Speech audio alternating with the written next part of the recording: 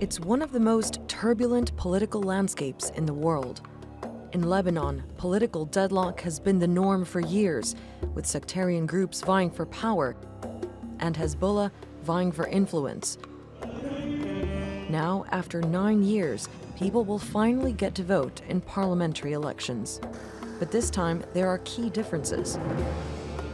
Lebanon's huge diaspora community is taking part for the first time ever. And that's the first time in Australia. That's why we're so happy to get involved in the election in Lebanon, and we hope to everyone get what he wants. There's also been a shift in Lebanon's electoral system. It's unprecedented since the Lebanese Republic was formed. So this is the first time we move away from majoritarianism toward a proportional system. It means independent candidates are allowed to stand. And it's made it easier for female candidates. A record 111 women will appear on ballot papers on Sunday. But has the playing field really been evened out?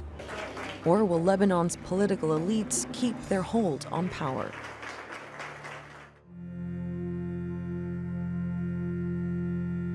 Lebanese politics have largely been dominated by two competing blocs. One is pro-Saudi, the other is pro-Iran. Under the pro-Saudi umbrella is the Future Movement, led by current Prime Minister Saad Hariri, and is most popular among Lebanon's Sunni population. Their biggest rival is the Shia group Hezbollah, led by Hassan Nasrallah, whose political and armed wings wield huge power. Lebanon's various Christian groups have split their support. The Lebanese forces have aligned with Future Movement, and the Maronite Christian party, Free Patriotic Movement, aligns itself with Hezbollah. Many predict these traditional parties will win a majority of parliamentary seats, but others are more hopeful that a handful of newcomers could shake things up. Those 10 to 15% changes may prove very critical, and they may undermine the way politics has been performed in parliament, and they can turn events differently. Still, independent candidates say they can't compete with the level of media coverage obtained by traditional parties with deep pockets.